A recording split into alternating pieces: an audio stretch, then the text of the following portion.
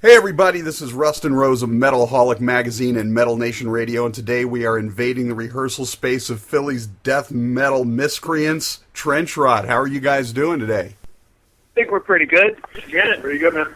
I think we got, 3 of the 4 members of the band with us today? 3 of the 4 here.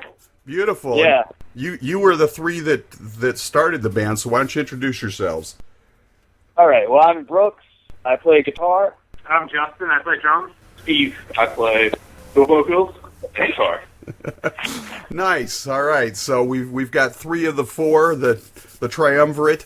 Now, you guys, my understanding is when you guys originally got together, it was, I think Justin put an ad in Philly Metal or something like that .com, and the 3 of you got together and sort of went over the bands you liked. When you guys first met in that basement that first time and started talking about bands and records, were there several common denominators? Yeah. I mean, when I put the ad up, I had basically just gone with some safe bets, like Entombed and Bolt Thrower. And when I heard from Brooks, he said that he had a friend and they had been hoping to start a project. There's pretty much no frills death metal, and pretty much all of the necessary bands were covered when we started talking. So it just seemed like it would work out well. And it certainly did. The debut album, Necronomic Warfare, is fantastic, and I want to talk about that a little bit more in a bit.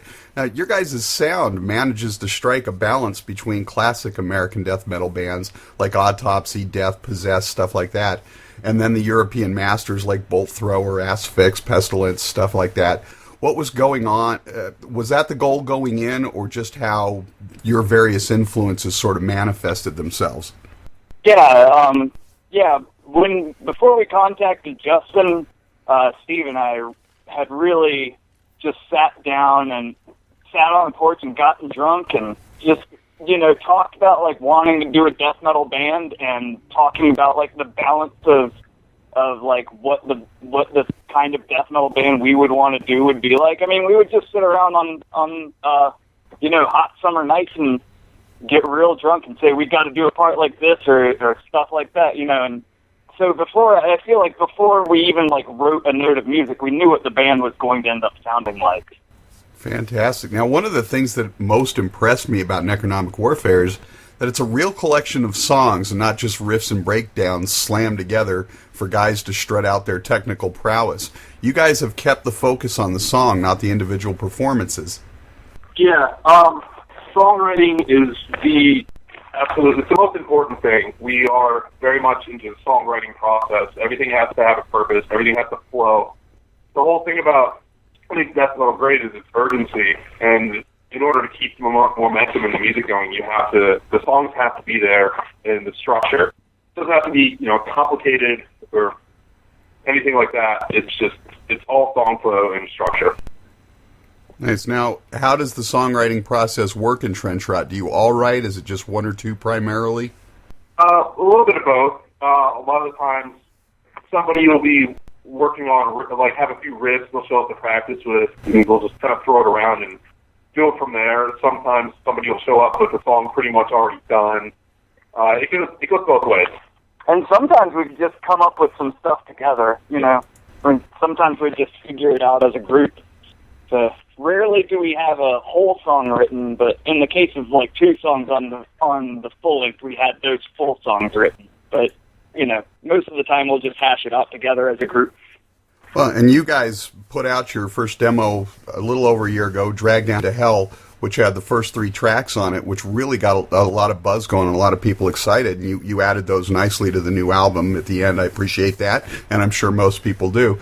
And it doesn't seem like you're really looking to progress from that sound. It looks like it's just sort of a continuation of what you started, which is really fantastic.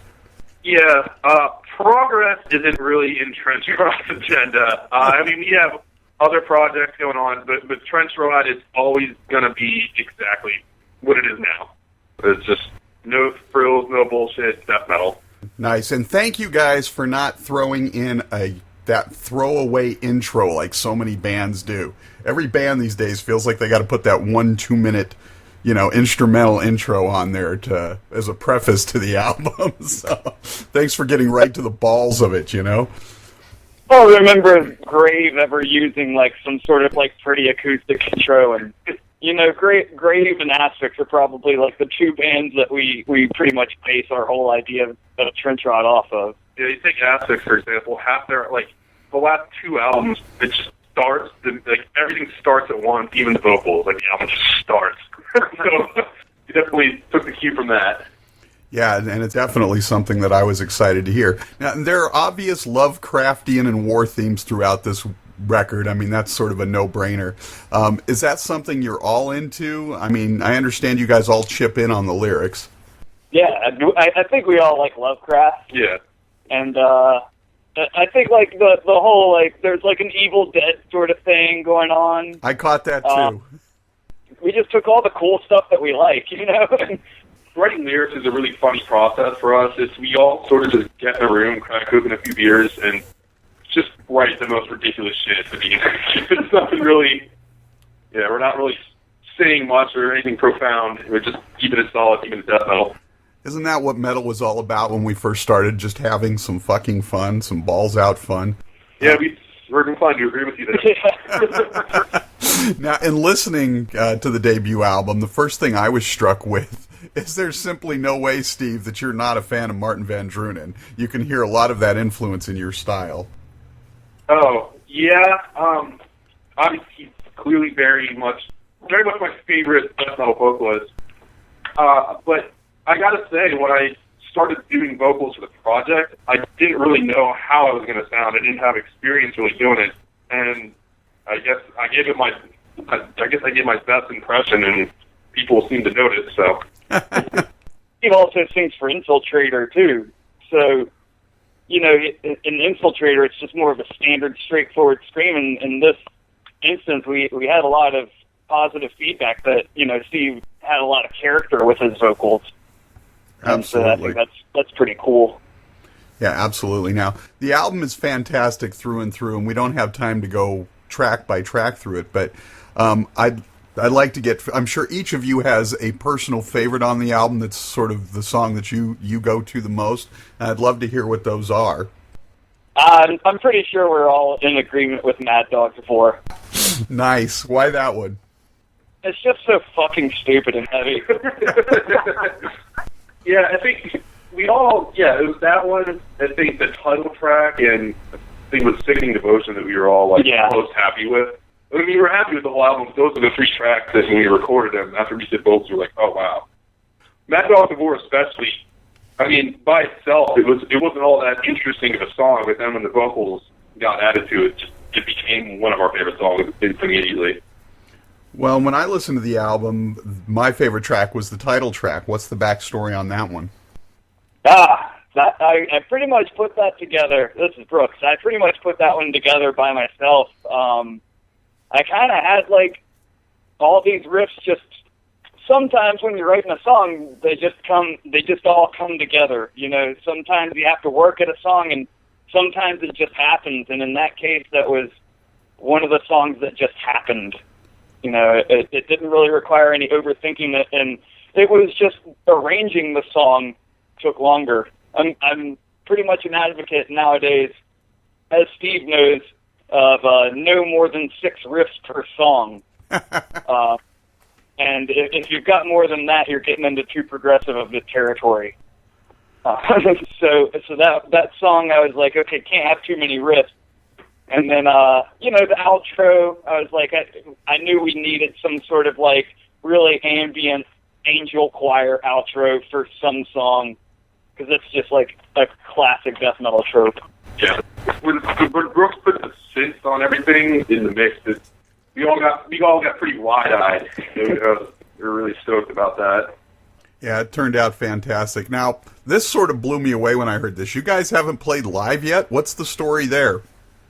Yeah, I mean, we all work and have our other projects. Like Brooks and Steve both have their other music projects. I'm an artist and I paint, and then Brooks also paints. He did the album art for the cover of Necronomic Warfare, which is fucking awesome. And yeah, I mean, we all played in local bands for years, really, and I think we just really wanted to dedicate ourselves to making an album and not being so concerned with, the time and money it really takes to play shows, which we love playing shows, but it's just at this moment not really a priority is really what it comes down to. And I think we'll probably end up writing another album before we play a show. So unless, if any of the people who organize the big European festivals are listening and they want us to come play, they should let us know. But we're probably just gonna, keep writing, and if a show comes our way that really seems worth it, we might do it, but we might not. Yeah, well, in Europe they actually pay you to play as opposed to here where you got to pay for it. So I think that has a little bit to do with it. Steve and I have been in a touring band before on sort of a DIY level, and after that band broke up, we kind of jumped right into doing Trenchrot, and the whole thing was like we just wanted it to be a no stress sort of band, like booking, playing in your fucking like straight edge friend's basement on a Tuesday night, at 11 o'clock.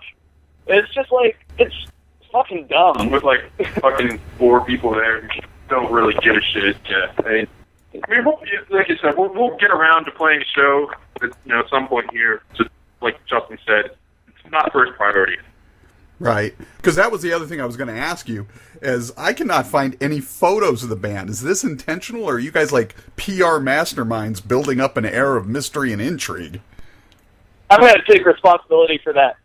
We've had the opportunity to get photographed, and I've just turned it down. I really just am not interested in it, like doing band photo and that sort of stuff. I'd rather like have the artwork be the thing that's associated with the band.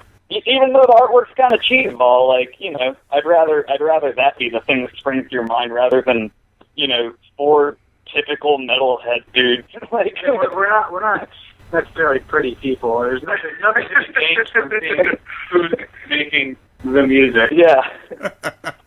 So the idea of maybe making, since you guys haven't been playing live, but obviously trying to promote the band, have you guys considered making a video? I'll tell you this much, and I'm putting my foot down firmly on this.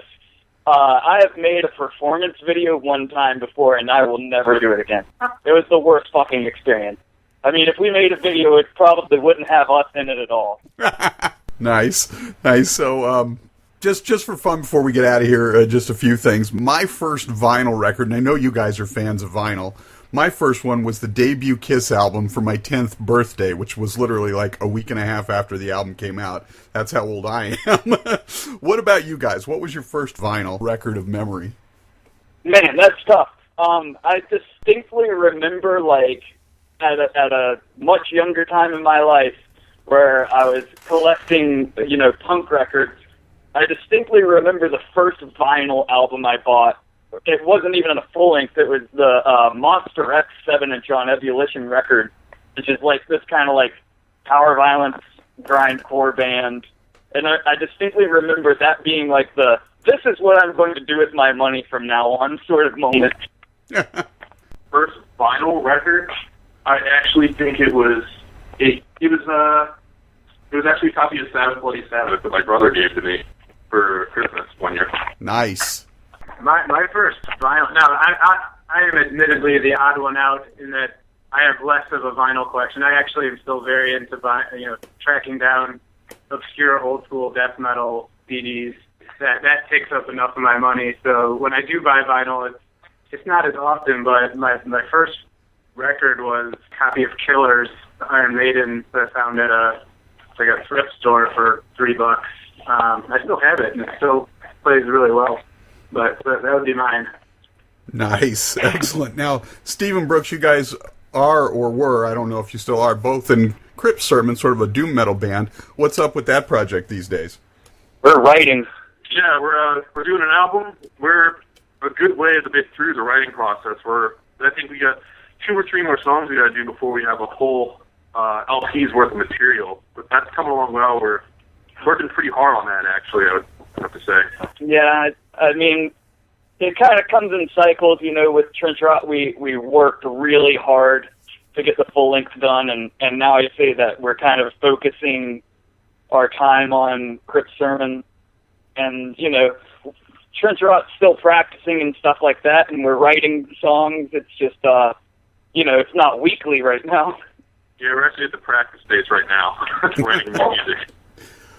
Well, you guys have got to be fairly happy with the response to the album, because I read a number of reviews after I wrote my own, and I have not seen a bad review of the album yet. Yeah, we kind of figured it would go, and it pretty much did go this way. We predicted that people were going to listen to the album for what it was, which is old school death metal, and realize that we're not trying to reinvent any wheels with it, and enjoy for what it is. And then we expected people to be snotty and pricks about it, and say that we're not bringing anything original to the table. But for the most part, I've been pretty surprised by how well the album's been received. Like, even Kerrang gave us like fucking 4 out of 5 Ks or whatever. What's that? 4 out of 5 Ks, not stars. But next to it was funny because you're on this glossy page next to all these like shitty metalcore bands who have like lower ratings than us, and it's just kind of weird. Well, that's got to be pretty exciting, because you guys are actually getting back to something that we need more of. We miss sort of that old school thing. And I even hate calling it old school. I just like calling it that classic sound, which is what I grew up on, which is what I loved. And seems like we're getting too far off into, these side genre things lately. Yeah, death metal's not very recognizable from what it kind of started out as. And that's fine, I guess. All types of music they can evolve, but I think we just like knew where we wanted to be within that very broad that very broad genre. We're like, okay, we want to be just the traditional, straightforward old death metal. That I think is just something that we all just consistently listen to. It might not be. I don't know. Steve said like your favorite bands aren't like all death metal bands, but typically, like, I just listen to more death metal than any other style of music. Right. And I think the one thing that, in a way, does set us apart to a small degree is that there are a lot of American death metal bands who are very influenced by other American death metal bands. But we, while we do have some of the American influence, I'd say it's more predominantly European bands, or even, UK with, like, Bolt Thrower. Right. Sweden. So I think there are just less death metal bands today taking influence in the U.S. from Europe. So that kind of gives us, sets us apart a little bit. So, to end it all, the topic of beer has come up a few times since we've been chatting. Our pointless question of the week is this: which band member is most likely to get pissed drunk and text random nude selfies to people in his address book? I don't know. Until it came to the naked part, I was going to say Steve. Steve definitely can put down quite a few more beers than most of the rest of us. I'd say Pat's is kind of a wild card in that no one knows what the fuck he's going to do. Yeah, he can hold. Yeah, my vote goes to pass on that one. And to be fair, we do love other substances. We have nothing too crazy here, but I think an important role in death metal history played by weed, just as there is the beers. Nice. Beautiful, guys. I want to thank you so much for taking the time. Steve, Justin, Brooks from Trenchrot, it's been awesome talking with you. The debut album is phenomenal. We look forward to the second one. Have fun getting blasted and working on new material, and we look forward to whatever comes next. All right. Thanks a lot, dude. Take it easy.